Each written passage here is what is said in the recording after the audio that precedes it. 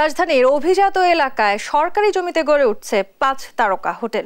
এসব অভিজাত এলাকায় ক্ষমতাসীনদের ক্ষমতা বলেই কি তাহলে অনিয়মই এখন নিয়ম হয়ে উঠছে? সেই প্রশ্ন আমরা করতেই পারি। সেই সবকিছু নিয়ে আজকে আলোচনা করতে চাই বনানী শেরাটন হোটেল নিয়ম, অনিয়ম এবং প্রশ্ন। দর্শক, দেশ সাম্প্রতিকের আজকের আয়োজনে আপনাদের সবাইকে স্বাগত জানাচ্ছি। আমি তাসনুভা তন্নি। আজকের এই আলোচনায় আমার সাথে 3 জন বিশেষ অতিথি আছেন। আমাদের সাথে আছেন সৈয়দা রিজওয়ানা হাসান, প্রধান নির্বাহী বাংলাদেশ পরিবেশ আইনজীবী সমিতি বেলা, আছেন ফজলে রেজা সুমন, সাবেক সভাপতি Bangladesh institute of planners VIP, এবং আছেন গোলাম মাওলা রনি, রাজনীতি বিশ্লেষক। আপনাদের 3 জনকে স্বাগত জানাচ্ছি আজকের আলোচনায়। সৈয়দা রিজওয়ানা হাসান, আপনাকে দিয়ে শুরু করতে চাই। যেটি বলছিলাম, আসলে একেবারে অভিজাত এলাকা বলতে আমরা যা বুঝি, রাজধানীতে সেরকমই একটি জায়গায় যখন আসলে এই ধরনের অনিয়ম আমরা দেখছি এবং সেটি দীর্ঘদিন ধরে আমরা দেখছি, একেবারেই বলতেই পারি আসলে ক্ষমতাসীনরা বেশিরভাগ হয়তো সেই সব এলাকায় তাদের যাতায়াত আছে, তাদের কারো চোখে পড়লো না, কেউ দেখলেন না 8টি নিয়ম আসলে আমরা একেবারে 8টি নতুন তলা আমরা দেখে ফেললাম, একেবারে কারো চোখের অগোচরে কি গড়ে উঠলো কিনা, সেই সব কিছু নিয়ে আসলে আমাদের এক ধরনের প্রশ্ন থেকেই গেল। এই জায়গাগুলো নিয়ে আমরা আলোচনা করবো, তবে আপনার প্রশ্নের উত্তরের আগে আমি একটি প্রতিবেদন দেখতে চাই। আমাদের সহকর্মী একটি প্রতিবেদন করেছেন। দর্শক, আমরা প্রতিবেদন দেখে আসছি। নিয়ম নীতির তোয়াক্কা না করে বনানীর আকাশে মাথা তুলে দাঁড়ানো সর্বোচ্চ এ শেরাটন ভবন এখন গলার কাটা হয়ে আটকে আছে দেশের বিমান চলাচলে। আশপাশের সব ভবন সিভিল এভিয়েশনের নিয়ম অনুযায়ী উচ্চতায় 200 ফিটের মধ্যে হলেও 28 তলার শেরাটন ভবন উচ্চতায় প্রায় 350 ফিটেরও বেশি, যা শাহজালাল আন্তর্জাতিক বিমানবন্দরে বিমান ওঠানামার জন্য এখন বড় ঝুঁকির কারণ। শাহজালাল ইন্টারন্যাশনাল এয়ারপোর্টের যদি ইয়েটা ধরে রেফারেন্স ধরে যদি আমরা করি তাহলে এটার হাইটটা বেশি আছে। এটা একটা ঝুঁকি আমাদের এভিয়েশন থেকে যাচ্ছে। বিষয়টি রাজধানী উন্নয়ন কর্তৃপক্ষ রাজুককে বারবার অবহিত করেছেন। তাদেরকে ক্লিয়ারেন্সটা দিয়ে দিয়েছে হলো তাদের সিটি কর্পোরেশন, আমাদের কনসেন্ট ছাড়াই তাদের দিয়ে দিয়েছিল। কি করেছে রাজুক জানতে গেলে বেরিয়ে আসে থলের বিড়াল। শুধু সিভিল এভিয়েশন নয়, তাদেরও অনুমতি ছাড়াই খোদ সিটি কর্পোরেশনের জমিতে অবৈধভাবে গড়ে তোলা হয়েছে ভবনটি। কততলা অনুমোদন নেওয়া হয়েছে এবং কি অকুপেন্সিতে অনুমোদন দেওয়া হয়েছে সেই ধরনের কোনো তথ্য প্রমাণ রাজধানী উন্নয়ন কর্তৃপক্ষের কাছে সংরক্ষিত নয় এবং এই ভবনটি রাজধানী উন্নয়ন কর্তৃপক্ষ কর্তৃক অনুমোদিত নয়। বিষয়টি নিয়ে কথা বলতে শেরাটনে গেলে বাধার মুখে পড়তে হয় তাদের নিরাপত্তা বিভাগের। কর্তৃপক্ষের কোনো ফোন নম্বর পর্যন্ত তাদের কাছে নেই বলে জানায়। আমাদের লেভেলে আসলে ম্যানেজিং ডিরেক্টরকে রিচ করার বা গিয়ে ইনফরমেশন নেওয়ার আমার আসলে স্কোপ নেই। তবে থমকে থাকে না দেশ টিভির অনুসন্ধান। বেরিয়ে আসে আরও চাঞ্চল্যকর তথ্য। ভবন নির্মাণের চুক্তি হওয়ার পর থেকেই অনিয়ম আর দুর্নীতি শুরু করে শেরাটন ভবনের নির্মাতা প্রতিষ্ঠান বোরাক রিয়েল এস্টেট। সিটি কর্পোরেশনের 44 কাঠা জমি বরাদ্দ দিলেও বোরাক দখলে নেয় 60 কাঠা। 14 তলা ভবন নির্মাণের চুক্তি করে 30 তলার ফাউন্ডেশন নিয়ে করা হয় 28 তলা। প্রথমে একটি সুপারমার্কেট নির্মাণের অনুমতি নিয়ে 2টি ভবন করে একটিতে গড়ে তোলা হয়েছে 5 তারকা হোটেল শেরাটন। এসব বিষয়ে কথা বলতে বোরাক রিয়েল এস্টেটে গেলে অভ্যর্থনা বিভাগ থেকে জানানো হয় প্রতিষ্ঠানের ব্যবস্থাপনা পরিচালক দেশের বাইরে। এ বিষয়ে কথা বলার নেই আর কেউ। পুরোটাই এখন নিজের হাতে, ওনার অন্য কোনো বায়ের মাধ্যমে কাজ করতে হবে। দেশে ফিরবে বা এরকম কোনো মেসেজ নেই। বিষয়টি নিয়ে কথা বলতে বারবার সিটি কর্পোরেশনে গিয়েও মেলেনি কোনো বক্তব্য। এখন স্যার বলতেছে যে এটা ছিল আদালতের বিষয়, বক্তব্য 2006 সালে 14 তলা ভবন নির্মাণের জন্য বোরাককে জমি বরাদ্দ দেয় সিটি কর্পোরেশন। চুক্তিভঙ্গ আর নানা অনিয়মের পরও বছরের পর বছর ধরে যেন মুখ বন্ধ সিটি কর্পোরেশনের। তাহলে কি অনিয়ম আর দুর্নীতির সাথে সম্পৃক্ততা আছে তাদেরও? এমন প্রশ্নই এখন জনমনে। এম এ আজিম, দেশ টিভি, ঢাকা। প্রতিবেদন দেখছিলাম আমরা। সৈয়দা রিজওয়ানা হাসান, আপনার কাছে প্রশ্ন রেখেছিলাম। আসলে যে প্রতিবেদন আমরা দেখছিলাম সেখানে আমরা দেখলাম যে 14 তলা করার এক ধরনের চুক্তি হয়েছিল। সেই সময়কার যিনি সিটি কর্পোরেশনের মেয়র ছিলেন সাদেক হোসেন খোকা, তাদের সাথে রিয়েল এস্টেট কোম্পানির 14 তলা হঠাৎ করে 28 তলা হয়ে গেল। একদিনে তো নিশ্চয়ই হয়নি। তার মানে কি কেউ দেখলো না, নাকি দেখেও আসলে আমরা না দেখার মতো ভান করলাম? আমরা এখনো দেখে না দেখার মতন ভান করে আছি এবং আমরা যারা একটু প্রতিবাদ করি আমাদের প্রায় সময় মনে হয় যে এদেশে চোখে দেখতে না পাওয়াটা একটা অনেক বড় আসলে আশীর্বাদ। চোখে যদি আপনি দেখতে না পান আর কানে যদি আপনি শুনতে না পান, তাহলেই মনে হয় এই দেশে শান্তিতে থাকা যাবে। দেখেন, আপনার প্রথম প্রশ্ন আভিজাত্য নিয়েছিল। আমার কাছে মনে হয় যে আমাদের এই অভিজাতের সংজ্ঞাটা একটু নতুন করে করা উচিত। অভিজাত কারা এই দেশে? যারা আইন ভাঙতে পারে তারা, কিংবা অভিজাত হওয়ার একটা বড় ক্রাইটেরিয়া হচ্ছে যে আইন ভেঙে পার পেয়ে যাব, তাহলেই বুঝতে হবে আমি হলাম ক্ষমতাবান। হ্যাঁ, যেটা অন্য যে কোনো সভ্য দেশে ভিন্ন। এবং অভিজাত এলাকায় আইন ভাঙা হয়, এটা আমাকে অবাক করে না, কারণ বস্তি এলাকায় তো আইন ভাঙার কিছু নেই, সে বেচারা আর কিছু নাই, কাজে এসে বস্তিতে থাকে। কিন্তু বড় বড় এলাকাগুলোতে যখন অনিয়ম হয়, তখন বুঝেই নিতে হবে যে ক্ষমতাসীন, ক্ষমতাধর, ক্ষমতার সাথে সংযুক্ত এমন লোকেরাই এটা করতে পারে। আপনি কি পারবেন আপনার একটা 5তলা বিল্ডিংকে অনুমতি ছাড়া 6তলা 7তলা করে ফেলতে? এটা তো পারবেন না। এটা 14 তলা থেকে 28 তলা হয়েছে। এটা তো আর মুদ্রাস্ফীতি না যে ইউক্রেন যুদ্ধের জন্য বেড়ে গেছে, এটা ডেলিবারেটলি করা হয়েছে এবং সেটা একদিনেও সম্ভব হয় এবং অনেক দিন মামলা করে শেষ পর্যন্ত একটা সমাধানে আসা গেছে। এবং এই যে প্রতিষ্ঠানটা এই শেরাটনটা করেছে, আপনি যদি একটু খতিয়ে দেখেন, তার আভিজাত্যের ভিত্তিতেও কিন্তু এরকম আরো অনিয়মের কথা আমরা জানি। সেরকম গুলশান, বনানী, ধানমন্ডি, বাড়িধারায় যারা থাকেন সকলেই অনিয়মের সাথে জড়িত তা না, তবে তাদের মধ্যে কিছু কিছু মানুষ এমন ক্ষমতাবান হয়ে গেছেন যে তাদের জন্য এমনকি দেশের আইন কানুনও পরিবর্তন হয়ে যায়। প্রথম পরিবর্তিত হয়েছিল যখন লোটাস বিল্ডিংটা হয়, বনানীর লোটাস টাওয়ার। তখন রাজুকের যে হাইটের সিলিংটা ছিল, রাজুক সেই হাইটের সিলিংটা ওই ক্ষমতাধর ব্যক্তির চাপের মুখে পরিবর্তন করতে বাধ্য হয়েছে। তো যখন আপনি একজন ক্ষমতাধর ব্যক্তি, ক্ষমতাসীন ব্যক্তি বা সংযুক্ত ব্যক্তির জন্য একটা আইন পরিবর্তন করে ফেলেন, তখন আপনি একটা খারাপ দৃষ্টান্ত স্থাপন করে ফেলেন, যেটা অন্যরাও এসে করে। আপনি এই এলাকায় অন্যান্য বহুতলের সাথে একটা তফাৎ আছে। 28 তলা করা যাবে না তো এখানটাতে, সিভিল এভিয়েশনের বক্তব্যটা তো স্পষ্ট। ফলে আমরা কয়দিন আগে দেখেছি যে কৃষক যদি লোন নেয়, আপনি আমি যদি লোন নেই, আমাদেরকে গলা ধরে ওই লোনটা আদায় করা হয়। সমালোচনা করা হয় কখন জানেন? যখন এনজিওরা লোন নিতে বাড়াবাড়ি করা হয়, তখন এনজিওরা সুদখোর, ঘুষখোর বলে মোটামুটি শুইয়ে দেওয়া হয়। কিন্তু আবার গত পরশু না তার আগের দিনই দেখলাম যে 6টি প্রতিষ্ঠানের কত হাজার যেন লোন, কতশো হাজার যেন লোন অনিয়ম করে মৌকুফ করে দেওয়া হয়েছে। কাজে এখানে আসলে অনিয়মটাই অনেকের জন্য নিয়ম, কিন্তু এর জন্য আমরা প্রতিটা মানুষ ভুক্তভোগী। যে আপনি একটি কথা বলেছেন যে অনিয়মটাই আসলে এখন এক ধরনের নিয়ম হয়ে দাঁড়িয়েছে। গোলাম মাওলা রনি, আইন ভাঙতে পারলেই আমরা অভিজাত হয়ে যাচ্ছি, আইন ভাঙতে পারলেই কি তাহলে আসলে আমরা ক্ষমতাবান হয়ে উঠছি কিনা? এই ক্ষমতার পেছনে মূল চালিকা শক্তি কি রাজনীতি কিনা? এখানে আসলে রাজনীতি তো আগে ছিল, এখন তো মনে হচ্ছে ছাগল নীতিটাই আসলে এটার পেছনে সবকিছু। মানে কে কয়টা ছাগল কিনে সুন্দরভাবে বিষয়টা হজম করতে পারে, তার উপরে নির্ভর করছে তার আভিজাত্য এবং তার ক্ষমতা। আর যারা এটা হজম করতে পারছে না, তারাই মতিউরের মতো বা বেনজিরের মতো জলাঞ্জলি দিতে হচ্ছে। আপনি যে বিল্ডিংটার কথা বললেন, এটা একটা দৃষ্টিনন্দন, অসাধারণ সুন্দর একটি বিল্ডিং, এবং ওখানে শেরাটন বলতে সত্যিকার অর্থে 5 স্টার একটা হোটেলের যে নান্দনিকতা ওখানে গেলে বোঝা যায়। তো এখন সেই নান্দনিক একটা বিল্ডিং ঢাকা শহরের গৌরব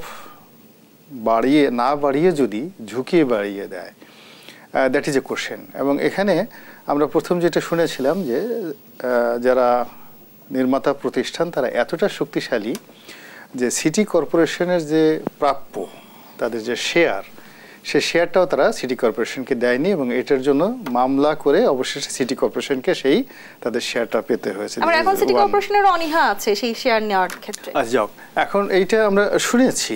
দ্বিতীয় যে জিনিসটা এখানে আসলে যে 14 তলা বিল্ডিং 28 তলা হয়ে গেল, এবং এটা যাকে বলা হয় যে রাজুকের যেটা সিলিং আছে বা সিভিল এভিয়েশনের যেটা সিলিং আছে, একটা বিল্ডিং কত হাইট হবে সেটা যে লিমিট ক্রস করলো, ক্রস করার পরে এখন রাজুকের যে সকল কর্তা ব্যক্তিরা সাক্ষাৎকার দিচ্ছেন তারা বা তাদের পূর্বসূরি যারা আছেন, আমি মনে করি সবার আগে এদেরকে শাস্তির আওতায় আনা উচিত। কেন সবসময় আমরা যেটা হচ্ছে কি, একটা বিল্ডিং হয়ে যাচ্ছে, প্রত্যেকটা মানুষই আমাদের এই সমাজে তার যে লোভের জিহ্বা এটা সবাই বের করে আছে। এখানে কোনো একক ব্যক্তিকে ধরা যাবে না। যেখানেই গুলশান বনানী ধানমন্ডি থেকে শুরু করে এমনকি একেবারে কামরাঙ্গীর চর, যদি কেউ একটু সুযোগ পায় একটু খাল দখলের জন্য, কেউ যদি একটু সুযোগ পায় ওখানে 2 হাত জায়গা বাড়িয়ে দেওয়ার জন্য, একটু ব্যালকনিটা আর একটু বড় করার জন্য, সবাই কিন্তু সেই সুযোগটা নেয়। এবং যেহেতু ঢাকা শহরের জায়গা জমি থেকে শুরু করে সব জায়গাতে এত বেশি কস্টলি হয়ে গেছে, ফলে এই লোভ সংবরণ করার জন্য যে ধর্ম দরকার, যে শিক্ষা দরকার, যে মর্যাদা দরকার, চারিদিকে একটা অসুস্থ প্রতিযোগিতা। এত অসুস্থ প্রতিযোগিতার মধ্যে সবাই করে কি তার জিহ্বাটাকে শানিত করে, যেটা কত দ্রুত মানুষের ধন সম্পদ আহরণ করা যায়, সরকারি সম্পত্তি আহরণ করা যায়, সুযোগ সুবিধা নেওয়া যায়। ফলে যারা যে কাজটা করেছেন আমি তাদেরকে দ্বিতীয় ক্যাটাগরিতে দায়ী করতে চাই। কিন্তু মূলত এই কাজটা হয়েছে এই গুড সিন্ডিকেশনের মাধ্যমে। আপনি কি মনে করেন যে একটা 14 তলা বিল্ডিং 28 তলা হয়েছে সেই ভদ্রলোক 2 পয়সা খরচ করেনি? অবশ্যই 30 পয়সা খরচ করেছে এবং জায়গা মতো অনিয়মের ভাগীদার আসলে সবাই। রাইট। অর্থাৎ এই যে সে সেখানে গিয়েছে, এটার সঙ্গে সিটি কর্পোরেশন বলেন, রাজউক বলেন, ইভেন সিভিল এভিয়েশন বলেন, যেই ভদ্রলোক তিনি এত বেকুব নন, তিনি ওখানে এত 41 কাঠা জমির উপর একেবারে 28 তলা একটা বিল্ডিং করলেন, শত না হাজার কোটি টাকা খরচ করলেন। তো কাজে এখানে বাধা আসবে, সমস্যা আসবে এবং সেগুলো করার জন্য তার যত মাল পানি সরকারের চাইতেও শক্তিশালী না, সরকারের যারা লোকজন আছে, সরকারি লোকজনকে তিনি কিনে ফেলেছেন। ওই আপনাদের কয়েকদিন আগে দেখেন মতিউর সাহেবের স্ত্রী বলে যে আমরা সাংবাদিক কিনে নিয়ে আসছি, তো এরকম তিনি আগে ক্রয় করেছেন। He has bought a certain group of people and made a syndicate, এবং সেই সিন্ডিকেট করেই সিটি কর্পোরেশনের এত দামি একটি জায়গা, আমি তো পারি নাই, আপনি পারেননি, রেজনা আপা পারেননি, উনি পারেননি, বাট তিনি পেরেছেন। So it's a qualification. আবার সেটা করেছেন বিএনপি জমানাতে করার পরে আবার ঠিক সেম জিনিসটি আওয়ামী লীগ জমানাতে হজম করেছেন। আবার আওয়ামী লীগ জমানাতে হজম করার পর পরবর্তীকালে আবার এগুলো প্রডিউস করেছেন, বাড়তি আছে একটার পর একটা, শুধু তার বাড়ছি। তো কাজেই এখানে শুধুমাত্র ম্যানেজ করার এক ধরনের ক্ষমতা নিয়ে না, সবাইকে এখানে ম্যানেজ করেনি, সে সবাইকে কিনে নিয়েছে। ফার্স্ট থিং হলো he has the money and power to bought everybody. সে কিনেছে। এখন যাদেরকে কিনেছে, আপনি যদি এই ক্রয়কৃত যারা লোকজন আছে তাদেরকে যদি টাচ না করেন, কেবলমাত্র একজনকে টাচ করেন, তাহলে এইরকম সমস্যা, হ্যাঁ সম্ভব না, এরকম সমস্যা ঘটতেই থাকবে। যার জন্য আপনি সবাইকে ধরেন। সিভিল এভিয়েশন যারা সবাইকে ধরার কথা আপনি বলছেন, একটু এই জায়গাটিতে ফজলে রেজার সুমন যদি আপনার কাছে আসি, সিভিল এভিয়েশন কিংবা রাজউক তারা বলছে যে তারাও আসলে পারছেন না, তারা অনেকবার হয়তো নোটিশ দিয়েছেন, তারা চাইছেন আসলে তাদের জমি ফেরত আসুক, কিংবা এই যে অবৈধভাবে যে 28 তলা নির্মাণ করা হয়েছে সেই তলাগুলো আসলে না থাকুক, কিন্তু এরপরেও কোনো কাজ হচ্ছে না। তার মানে কি, যেটি বলছিলেন গোলাম রানা রানী, তাদের সাথে এক ধরনের চুক্তি হয়েছে, সেই চুক্তিতে কি আসলে যিনি অনিয়ম করেছেন তিনি এগিয়ে আছেন? আপনাকে ধন্যবাদ বিষয়টি আলাপ আলোচনার জন্য নিয়ে আসার জন্য। আসলে আমরা আপনাদের রিপোর্টে যেটা দেখলাম, রাজউক পরিষ্কারভাবে বলে দিয়েছে এইটা তাদের অনুমোদনকৃত কোনো ভবন না। আসলে ঠিক, কিন্তু এত বছর রাজউক তাহলে কোথায় ছিল? আপনাকে বলছি আসলে আমাদের আসলে সমস্যাটা কোথায় সেটা একটু আইডেন্টিফাই করা দরকার। বাংলাদেশে অথরাইজ পাওয়ার রাজধানী মানে ডেভেলপমেন্ট অথরিটি ছাড়া আরো কয়েকটা প্রতিষ্ঠান আছে, তার মধ্যে সিটি কর্পোরেশনের সিও উনি এই পাওয়ার প্র্যাকটিস করেন on behalf of the president, authorise power. এবং আরেকজন ভদ্রলোক করেন উনি হচ্ছে চিফ আর্কিটেক্ট। মানে সরকারি ভবনগুলো এই অনুমোদনের ক্ষেত্রে রাজউকের প্রয়োজন ছাড়াও ওনারা কিন্তু অনুমোদন দিতে পারে। এখন শেরাটন ভবন যেটা আগে যেটা ছিল আমাদের সুপার মার্কেট, সেই ভবনটা সেই সময় যে সিটি কর্পোরেশন চুক্তি করে সেটাকে 14 তলার জন্য, এবং 14 তলা কেন তখন 14 তলা, কেন তখন 30 তলা না, সেটারও একটা ব্যাকগ্রাউন্ড আছে। আপনি সিভিল এভিয়েশন একটা ফানেল কাজ করে, যেটা সিভিল এভিয়েশনের চেয়ারম্যান সাহেব বলেছেন ওনাদের এখন ট্রেক অফ একটা বড় সমস্যা হচ্ছে। উনি ফানেলে প্রতিটা ফানেলের স্টেপে কত দূর গেলে কত অ্যাঙ্গেলে কত মিটার পাবেন সেটাকে স্পেসিফাই করে দেওয়া। রাজউক কিন্তু এই মানে ডিরেকশন ফলো করে কিন্তু অনুমোদন দেয়। সেই কারণেই বনানীর আপনার কামাল আতাতুর্ক অ্যাভিনিউর 2 দিকে এখানে সেই সময় অনুমোদন ছিল মিন সি লেভেল থেকে 174 ফিট, ভূপৃষ্ঠ থেকে 150 ফিট, 152 ফিট, চিলেকোঠা সহ। যার কারণে সেই সময় সাধারণত 14 তলা এবং চিলেকোঠা সহ সব দেখবেন আপনি 14 তলা অনুমোদন দেওয়া হয়েছে।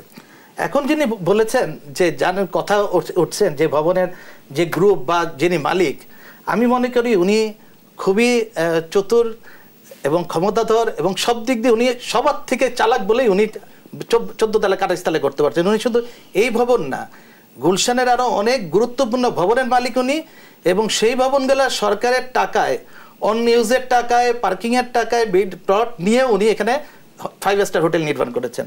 এখন ব্যাপার হচ্ছে আমাদের দেশে আমরা যেটা বুঝি, আমরা যারা পেশাজীবীরা দেখি, সেটা হচ্ছে এই সমস্যাগুলোর পিছনে হচ্ছে যখনই আপনি নিয়মকে প্রশ্রয় দিবেন, এই নিয়মকে না মানার প্রতিযোগিতা বেড়ে যাবে এবং এই কারণে সব অসম্ভবে মানে শহর ঢাকা হয়ে দাঁড়িয়েছে। আপনি এখন 28 তলার কথা বলছেন, আপনি জানেন এখন গুলশানে 32 তলা 35 তলা পর্যন্ত হচ্ছে, সেটা কিন্তু আপনারা রিপোর্ট করছেন না, আপনারা জানেনই না, কিন্তু এটা গত 3 বছর ধরে হচ্ছে এবং এটা নিয়েও যে সার্কাস হচ্ছে সেটা আসলে বলতে গেলে আসলে বড় একটা সময় প্রয়োজন হবে। জি, অনিয়মে সার্কাসের কথা আপনি বলছিলেন সৈয়দ রিজওয়ান হাসান, সেই সার্কাসের বলি কিন্তু সাধারণ মানুষ হচ্ছে। এই অনিয়ন্ত্রিত এবং অনিয়ম করে আসলে এই ধরনের বিল্ডিং গুলো গড়ে উঠছে, সেখানে আমরা দেখছি আগুন লাগছে, আপনি নিশ্চয়ই জানেন, বনানীতে আমরা এই ধরনের অগ্নিকাণ্ডের ঘটনা দেখেছি। এই যে সাধারণ মানুষ বলি হচ্ছেন, কিন্তু যারা আসলে মূল হোতা তারা রয়ে যাচ্ছেন ধরা ছোঁয়ার বাইরে, তার মানে কি তাদেরকে আমরা কখনো ধরতে পারবো, ছুঁয়ে দেখতে পারবো?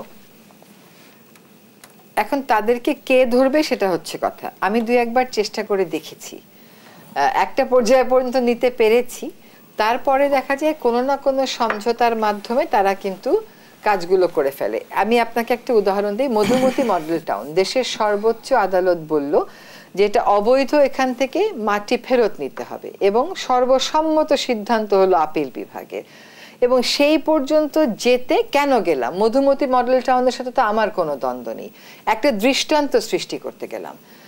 আমরা র্যাঙ্কস ভবনের অনুমোদনহীন ভবন ভাঙার বিরুদ্ধে কেন কথা বললাম, একটা দৃষ্টান্ত সৃষ্টি করতে।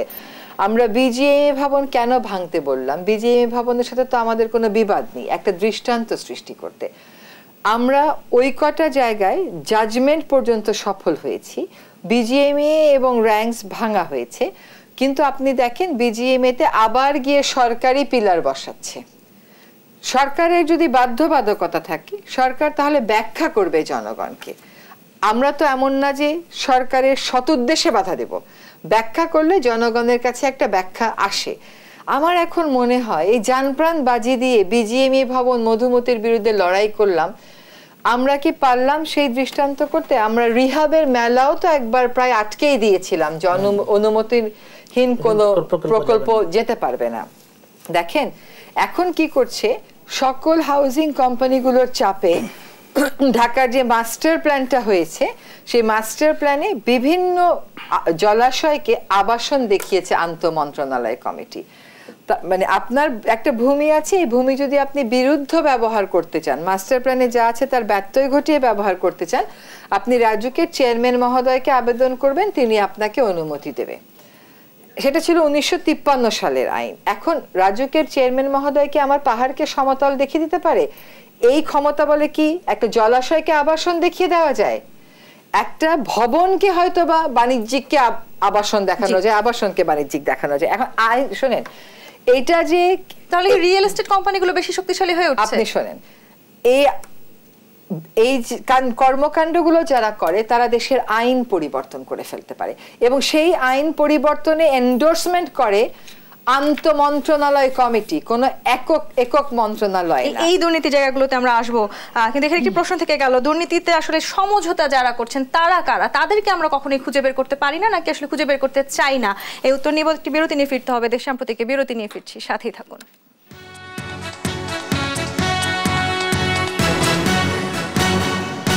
বিরতির পর আবারও ফিরে এলাম দেশ সাম্প্রতিকে। গোলাম মাওলা রনি, যেই প্রশ্ন আমরা করে বিরতিতে গেলাম, আসলে আমরা এক ধরনের দুর্নীতির কথা শুনছি এবং সেই দুর্নীতির এক ধরনের বলয় তৈরি হচ্ছে, আপনিও বলছিলেন। সেই বলয়ে আসলে যারা সুবিধা দিচ্ছেন কিংবা যাদের মাধ্যমে সুবিধা নেওয়া হচ্ছে তাদেরকে কি আসলে আমরা ধরতে চাইছি না? না, আমরা ধরতে চাচ্ছি না। এখানে মূল ব্যাপার হলো কি, দীর্ঘদিন যাবতীয় একটা রাজনীতির যে অপসংস্কৃতি এবং কুসংস্কার চলে আসছে, তো সেখানে যে কোনো একটা মন্দ কাজ করার জন্য একটা নিদারুণ একটা সিন্ডিকেট গড়ে উঠেছে।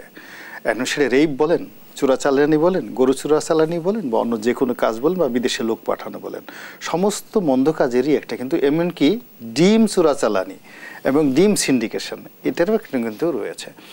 এখন এর মধ্যে যদি আপনি পড়ে যান, পজিটিভ পড়ে যান, তখন আপনাকে আসলে কেউ স্পর্শ করতে পারবে না।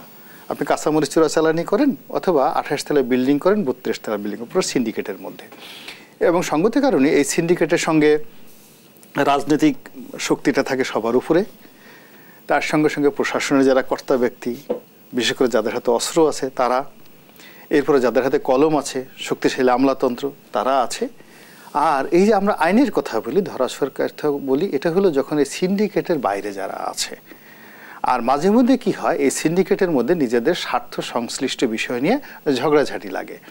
ঝগড়াঝাটি লাগার পরে যখন এই ঝগড়ার মধ্যে যারা আবার জিতে যায়, তারা করে কি যারা পরাজিত হয় তাদেরকে ধরে ফেলে। যেমন আনারের অবস্থা, যে দুর্ঘটনাটা ঘটলো, এটা কিন্তু এমন না যে আনার কি করলো, তাদের যে ইন্টারনাল যে সিন্ডিকেট, সেই সিন্ডিকেটে সে পরাজিত হয়েছে, অন্য গ্রুপ হয়ে গেছে। এখন আমাদের দেশের আইন বলেন, কানুন বলেন, যা কিছু বলেন, এটা হলো অনেকটা সেই যে সক্রেটিস যে কথা বলেছেন, যে আমাদের দেশে মানে সক্রেটিস যেটা বলেছেন যে আইন হলো একেবারে যারা ক্ষমতাধর লোক তাদের মতো একেবারে সহজ সরল, আর এটা জালের মতো খুব পেঁচানো হলো সাধারণ মানুষের জন্য। যাদের ক্ষমতা আছে তারা চাইলে আইনকে পরিবর্তনও করতে পারে, মানে তারা শুধু আইনকে পরিবর্তন করে না, তারা নিজেদের জন্য নতুন আইন তৈরি করতে পারে, বোঝার চেষ্টা করেন। উনি যেটা বললেন, রেজন আপা যেটা বললেন, যে লোটাস কামাল সাহেব আমাদের যে অর্থমন্ত্রী ছিলেন, তার যে বিল্ডিং হলো ওখানে বড়, সেই লোটাস কামাল টাওয়ার, সেই লোটাস কামাল টাওয়ারের জন্য পুরো একটা আইন পরিবর্তন হয়ে গেল।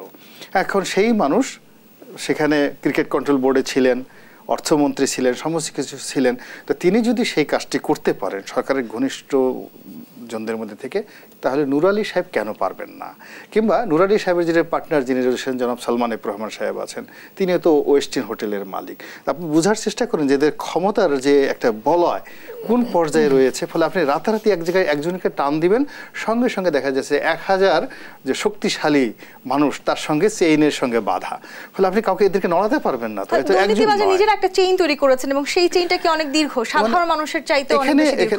সাধারণ মানুষের কোনো ক্ষমতা নেই। সাধারণ মানুষের যে কাজটা করে সেটা হলো তারা কাঁদে, যখন তারা সাফারার হয় তারা কাঁদে, তারা দেখে, তারা হাসে, তারা তালি বাজায় এবং তারা সাফার হয়, মানে তারা মানে দুর্ভোগ দুর্দশা পোহায়।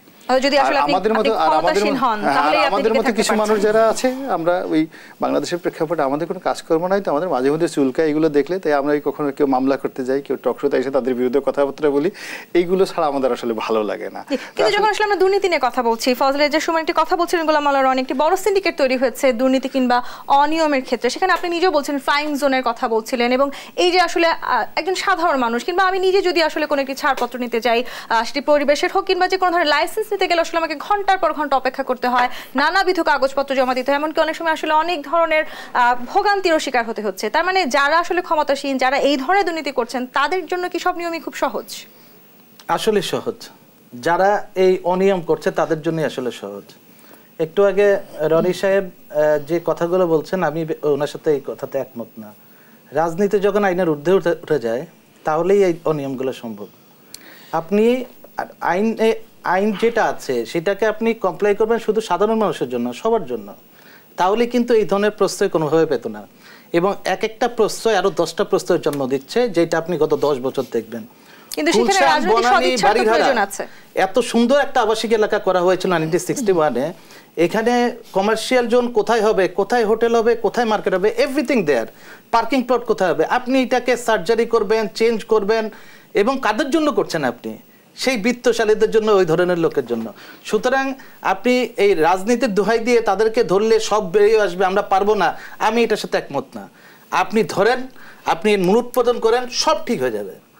ধরার সেই সদিচ্ছা কি আছে? না, অবশ্যই সরকার, শুনেন, সরকারের রাষ্ট্রযন্ত্র, এর সাথে কারো পারার কথা না, এর সদিচ্ছাটাই সবচেয়ে বড় দরকার।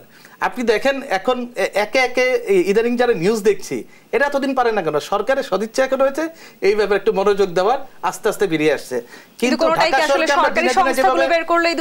না, আপনি দেখবেন, আপনি এই যে মানে যারা এই অনিয়ম করছে তাদেরকে যতদিন পর্যন্ত আপনি জবাবদিহিতার আওতায় না আনবেন, ততদিন পর্যন্ত আসলে সমাধান হবে না। আমরা পেশাজীবী যারা আছি তারা সাধারণত বলি যে সাধারণ মানুষ এই ঢাকা শহরের এই বর্তমান অরাজকতার পিছনে তাদের কোনো দোষ নেই। যত দোষ এই আমরা যারা বড় আমলা কর্তা যারা আছেন, পেশাজীবী আমরা যারা আছি, আমরাও সেই দায়ভার নিতে হবে, কারণ আমরা জেনেও সেটা সেই সময় সেইভাবে প্রতিবাদ করতে পারছি না। দায়ভার নেওয়ার কথা বলছেন আপনি সৈয়দ রিজওয়ান হাসান, এই যে বিষয়গুলো নিয়ে আসলে আজকে আমরা কথা বলছি, সেখানে দায়ভারের কথা যদি আসে, সেক্ষেত্রে অবশ্যই উত্তর সিটি কর্পোরেশন কিংবা সিভিল এভিয়েশন, রাজুক, প্রত্যেকের আসলে একটি দায়ভারের জায়গা ছিল, কিন্তু কেউই আসলে যেই মালিকের সাথে আমরা আসলে আলোচনা করছি তার শক্তির কাছে পেরে উঠছেন না, এতটাই শক্তিশালী যে আসলে কোনো রাষ্ট্রীয় সংস্থাও পারছেন না তার সাথে। আমি আলোচনাটাকে ব্যক্তি কেন্দ্রিক রাখতে চাই না, কারণ আমি এরকম অনেক ব্যক্তির বিরুদ্ধে লড়াই করছি এবং করেছি, আর হয়তো ভবিষ্যতেও করতে হবে। আইনটা যেটা হয় বাংলাদেশে, সেই আইনটা ভাঙবার জন্য একটা সিস্টেম তৈরি হয়েছে। এটা আছে, এটার ব্যত্যয় ঘটালে রেটটা হচ্ছে এত। আপনি রাজুকে ঢুকবার সময়, এখন হয়তো একটু বদলেছে নতুন চেয়ারম্যান মহোদয়ের জন্য, চতুর্দিকে দেখবেন দালালে ভর্তি। আপনি রাজুকের এস্টেট ডিপার্টমেন্ট থেকে টাকা না দিয়ে কোনো ফাইল বের করবেন, এটা অসম্ভব ব্যাপার। আপনি রাজুকে যাবেন কিন্তু টাকা দেবেন না, নিয়ম হোক অনিয়ম হোক, আপনাকে ওই কাজটা স্বাভাবিক প্রসেসে হবে না।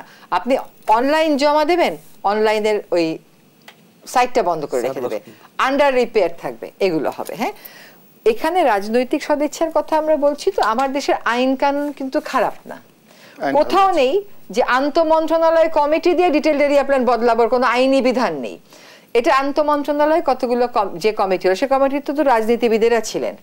রাজুক দেখলো যে বন্দুকটা ওদের কাঁধে রাখি, কারণ ওরাও আবার বন্দুকটা পেয়ে খুশি ওদের কাঁধে, কারণ এখানে তো ওরা অনেক সুবিধাভোগীকে ওরা উপকার দিতে পারলো, তাকে সার্ভিস দিতে পারলো। এখন আইনটা খুব যে খারাপ আছে আমি তা বলবো না, কিন্তু যে কোনো প্রতিষ্ঠানকে এমনভাবে দলীয়করণ করা হয়েছে, এমনভাবে ওটার ভিতরে রাজনীতি ঢুকিয়ে দেওয়া হয়েছে, এটা শুধু এই সরকার বলে না, একদম প্রথম থেকে এমন হয়েছে, জনস্বার্থ সেখানে কখনো প্রাধান্য পায়নি। আমি দুটো কথা আপনাকে বলে এই পর্যায়ে শেষ করব। আমরা সাম্প্রতিক সময়ে কিন্তু দেখলাম যে আমাদের সরকার প্রধান সংসদে দাঁড়িয়ে বলেছেন যে দুর্নীতির বিরুদ্ধে লড়াই শুরু করেছি। উনি অনেক কথাই বলেন, মাঠ পর্যায়ে তার অনেক প্রতিফলন হয় না, কিন্তু উনি যদি সত্যি লড়াই শুরু করেন এবং আজকের কথাগুলো যদি ওনাকে কেউ বলেন, উনি একটা দৃষ্টান্ত আমাদের জন্য সৃষ্টি করুক। এই যে আমাদের সাবেক পুলিশ প্রধান বলেন, সংসদ সদস্য মহোদয় বলেন, কিংবা আমলার কথা বলেন, এরা তো সরকারেরই মদত পুষ্ট। সরকারের এসিআর রেকর্ড থাকে না, সরকার ওগুলো পড়ে না, দেখে না। আপনার সংসদে যদি 60 ভাগের উপরে ব্যবসায়ী থাকে, ব্যবসায়ী থাকবে না আমি বলছি না, এইটাও চিন্তা করতে হবে যে সংসদে কি পরিমাণ আমরা ব্যবসায়ী পাঠাবো। কোটা যদি কোথাও করতে হয় তো সংসদে করতে হবে, তা নয়তো আপনাকে ব্যবসা থেকে রাজনীতি, রাজনীতি থেকে আইন, আইন থেকে প্রয়োগ আপনি আলাদা করতে পারবেন না। নিয়মকে আসলে অনেকটা নিয়মতান্ত্রিক করে গড়ে তোলার সময় আমাদের এসছে কিনা, নাকি আসলে নিয়ম ভঙ্গটাই এখন নতুন নিয়ম হয়ে উঠলো, এই জায়গাটিতেও আমরা আসবো। আরেকটি বিরতির সময় হয়েছে, দেশ সাম্প্রতিক আরেকটি বিরতি নিয়ে ফিরছি, সাথেই থাকুন।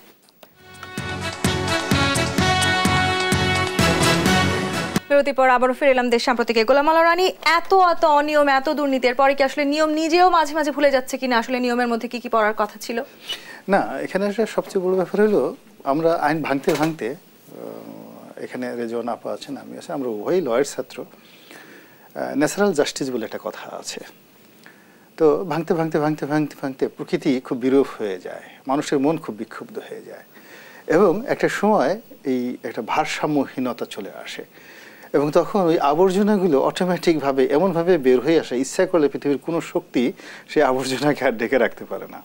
এখন সাম্প্রতিক সময় যে সকল অপরাধ কর্ম বের হয়ে আসছে, সেটা সংবাদপত্রের মাধ্যমে হোক বা এক পক্ষ কর্তৃক অপর পক্ষের মাধ্যমে হোক, এটা বের হয়ে আসছে।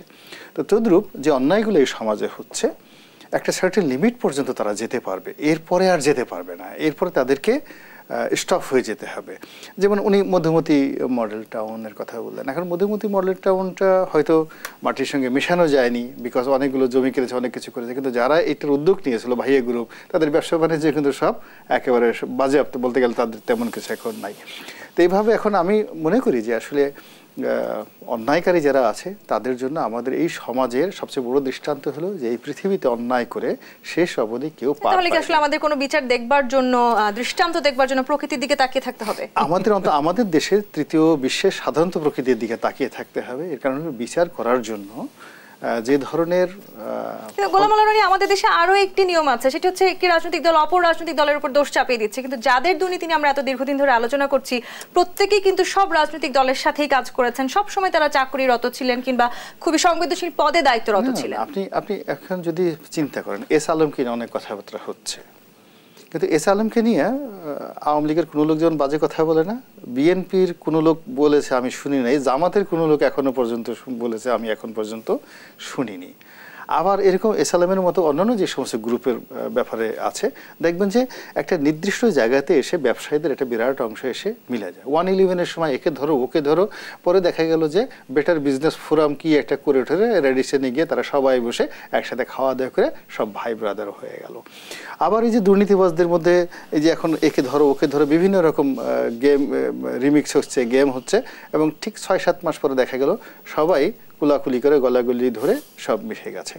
এখন এই জিনিসটা মিশে না তখন যেখানে ইংল্যান্ডের মতো একটা জুডিশিয়ারি থাকে, যেখানে ভারতের মতো একটা ডেমোক্রেসি থাকে, যেখানে শাসক যদি ধরেন, আমরা দেখছি জর্জ মার্শাল নামক একজন খুব বিখ্যাত চিফ জাস্টিস ছিলেন ইংল্যান্ডে, যাকে বলা হয় সবাই জর্জ ওয়াশিংটনকে বলা হয় আমেরিকার সেই জাতির পিতা, আর জর্জ মার্শালকে বলা হয় আমেরিকার নামক যে রাষ্ট্রটি সেই রাষ্ট্রের পিতা।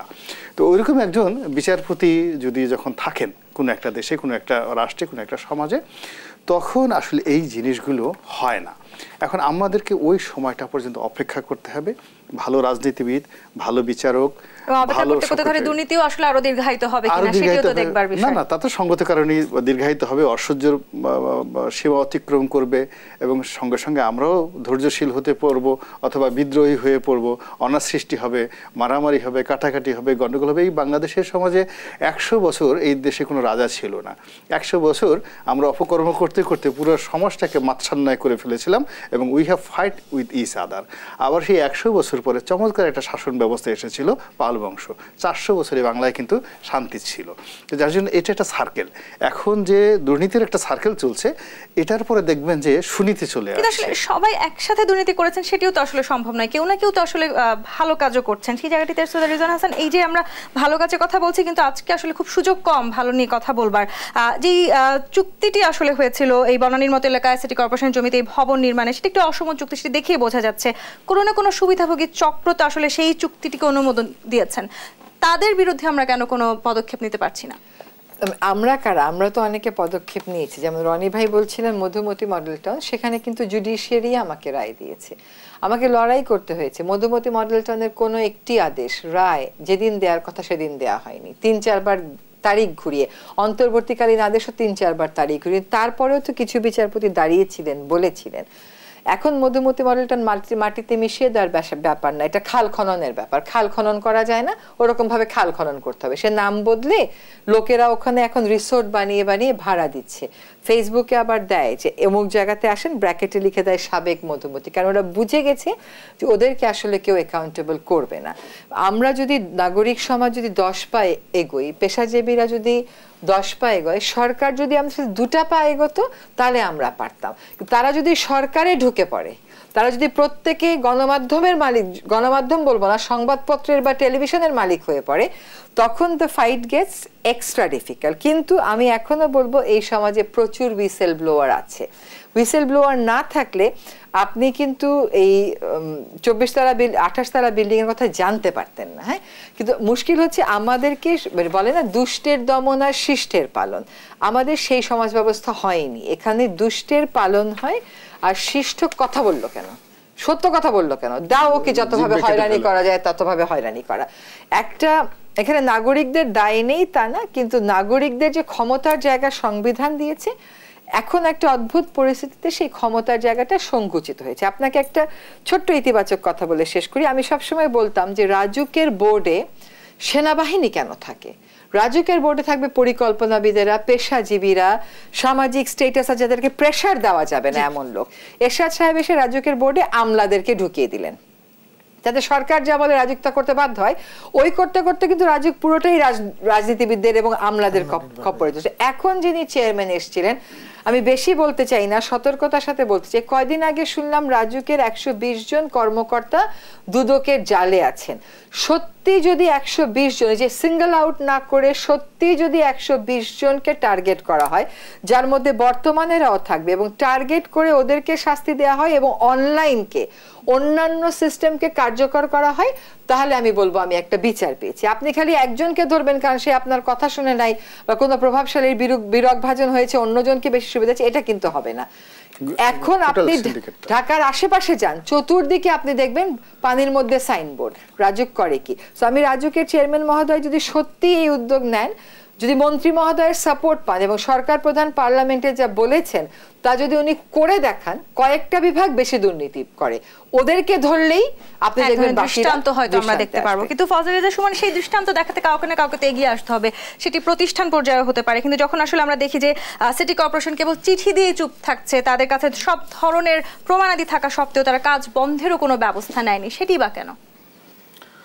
দেখুন, একটু আগে জনাপা বলছিল যে এখানে আমরা কেউ কেউ আছি হুইসেল ব্লোয়ার হিসেবে কাজ করতে পারি, আমরা তাই করি, কিন্তু আমাদের শব্দটা ঠিক মতো পৌঁছাচ্ছে কিনা সেটা আমরা বুঝতে পারি না। সিটি কর্পোরেশন রাজুক বলেন, সিটি কর্পোরেশন যদি নাও করে, রাজুকের কিন্তু এখন করার তার এখতিয়ার আছে।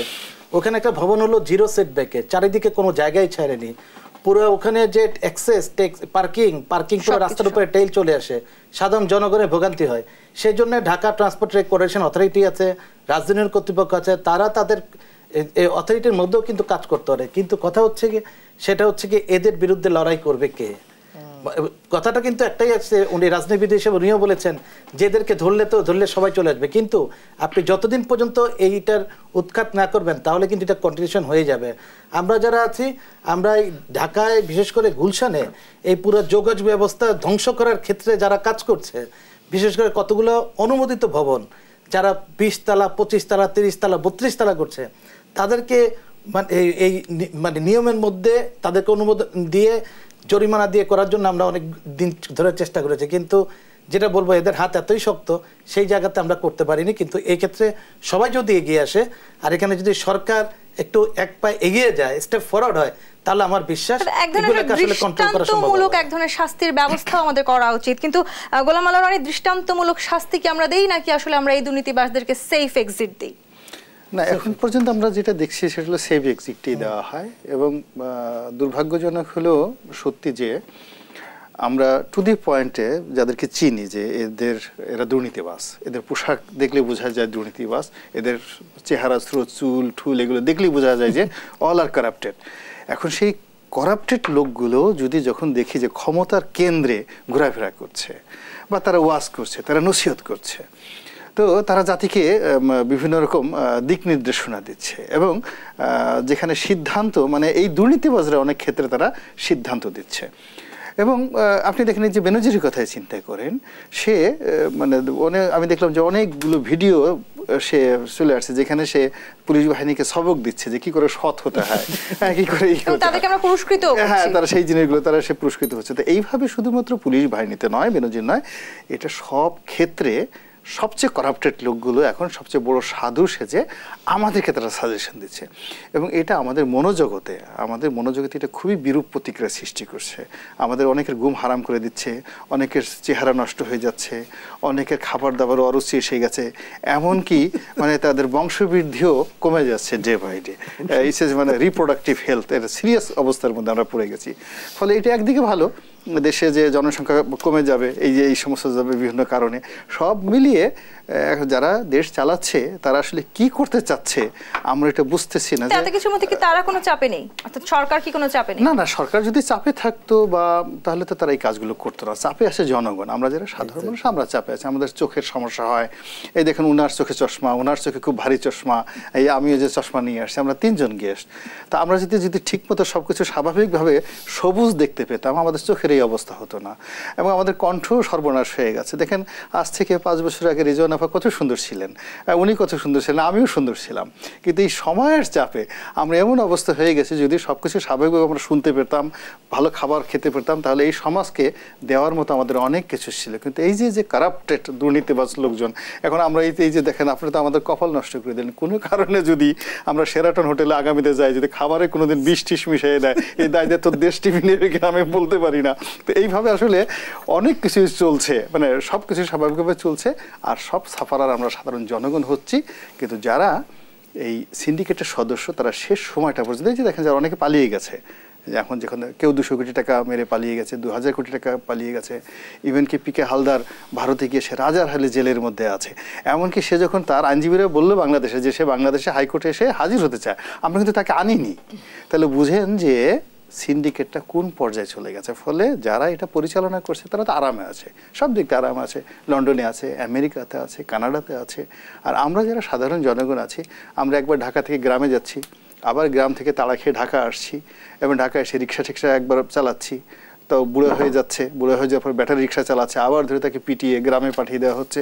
তো এই যে যে জীবন যুদ্ধ, এই জীবন যুদ্ধে আমরা সংকটের মধ্যে আছি, প্রচন্ড সংকটের মধ্যে। কিন্তু এই সংকটকে আসলে নিয়মে নিয়ে আসা সম্ভব কি অনিয়মকে নিয়মে নিয়ে আসা সম্ভব? সৈয়দা রিজওয়ানা, কোনো অবস্থাতেই হতাশ হওয়ার আমাদের কোনো সুযোগ নেই। হ্যাঁ, আমরা এই দেশের নাগরিক। দেশকে আপনি আপনার মনে করতে পারেন, সুমন ভাই মনে করতে পারে, কিন্তু দেশটা আসলে 18 কোটি মানুষের। এই 18 কোটি মানুষকে একটা দায়িত্ব নিতে হবে এবং সরকারকে দায়বদ্ধ করতে হবে। 18 কোটি মানুষ বুঝে গেছে যে অনিয়মই নিয়ম, এবং তারা আসলে আর কত বলবে। সেই এরশাদ বিরোধী আন্দোলন, তারপরে তত্ত্বাবধায়কের আন্দোলন, তার আগে ভাষা স্বাধীনতা, এগুলো আন্দোলন তো চলছে। মানুষ আর কত রাস্তায় নামবে আর কত কথা বলবে। কিন্তু মানুষকে ওই যে আমি আর করব না, আমার আর কিছু করার নেই, এটা মনে করলে হবে না। মানুষকে সবসময় অত নিজের বিবেকটাকে পরিষ্কার রাখতে হবে। প্রতিবাদ করতে না পারুক আর না পারুক, অন্যায়কে সে সমর্থন করবে না। আমরা কিন্তু বিদেশে আমরা এমনটাও দেখছি যে এই দুর্নীতিবাজিতে ভয়েও সাধারণ মানুষ ভয় আছে, কারণ সেটা আসছি। আপনি বিদেশের কোক বর্জন করেন, কিন্তু বলেন না যে বাংলাদেশের অমুক পণ্যটা আমরা বর্জন করতে চাই, কারণ ওই কোম্পানির কারণে দেশের এই রকম আইনের বড় রকমের লঙ্ঘন হয়েছিল, আমরা ওখানে যাবো না, ওর পণ্য কিনবো না, এটা তো আমরা করি না কখনো। আমার কাছে মনে হয় যে আমরা দৃষ্টান্ত সৃষ্টি করতে পেরেছি। আমরা র্যাঙ্কস ভবন, বিজিএমএ ভবন, মধুমতি করেছি, এমন না যে করতে পারিনি, কিন্তু তারা অনেক বেশি সংগঠিত। জনগণের ক্ষমতাটাকে সরকার পরিচালনার যে স্টাইল, তাতে এমন কমিয়ে দেওয়া হয়েছে, এবং সরকার ব্যবসায়ী এবং কিছু আমলা, কিছু আইনশৃঙ্খলা বাহিনীর সদস্যদেরকে এমন ক্ষমতায়িত করেছে যে জনগণ ভয় পায়। এই যে যাদেরকে আমরা পরাজিত করেছি, তারা চিন্তা করেছে যে আমরা কি করে আবার রিভাইভ করব।